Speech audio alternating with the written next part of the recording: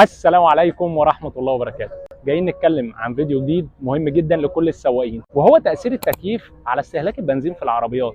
هو التكييف بيستهلك بنزين أكتر ولا لا؟ فخليكم معانا في الفيديو ده هنفهم كل حاجة عن التكييف واستهلاكه في البنزين. كلنا عارفين إن استهلاك البنزين أكبر مشكلة بنواجهها احنا كسواقين، خصوصا في الصيف لما بنحتاج نشغل التكييف علشان الجو ده. تشغيل التكييف بيكون حاجة ضرورية ومش رفاهية خالص، خصوصا في الجو ده. خلينا في البداية نعرف التكييف أصلا بيشتغل إزاي عشان نقدر نقيم الموضوع فعلا بيستهلك بنزين ولا لا. التكييف بيشتغل عن طريق كومبرسور بيبقى موجود جنب الموتور. الكمبرسور ده عشان يشتغل بيبقى محتاج طاقة. طب الطاقة بياخدها منين؟ أكيد من الموتور بتاع العربية. يعني هو هنا بيعمل لود إضافي على الموتور بتاع العربية وبيعمل حمل جامد على الموتور. فطبيعي لما بيعمل حمل على الموتور بيستهلك بنزين اكتر من العادي. نسبة استهلاك البنزين بقى لما التكييف بيشتغل بتبقى من حوالي 5% ل 20%. دي بتتحسب على ايه؟ على حسب نوع العربيه وعلى حسب درجه حراره الجو. يعني انا عندي مثلا لو عربيتي بتاخد لكل 100 كيلو 10 لتر بنزين، فانا هنا لما اشغل التكييف العربيه ممكن تاخد لكل 100 كيلو 12 لتر،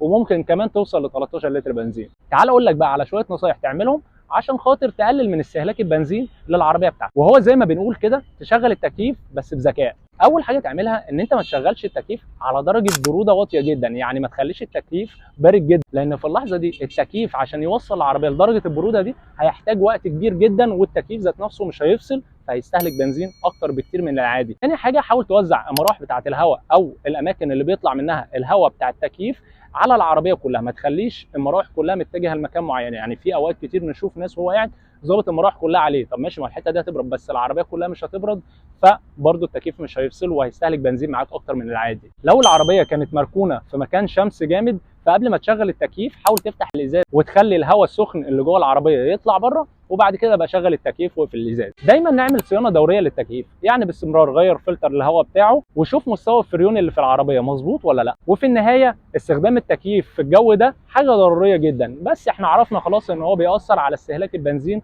وبيزود حمل على الموتور. فالنصايح اللي احنا قلناها النهارده دي هتحاول على قد ما تقدر ان انت تقلل من استهلاكك للبنزين في العربيه. طبعا لو في سؤال عندكم او في حاجه مش فاهمينها ممكن تبعتوا لنا هنا وتسالونا وهرد عليكم بنفسي. السلام عليكم.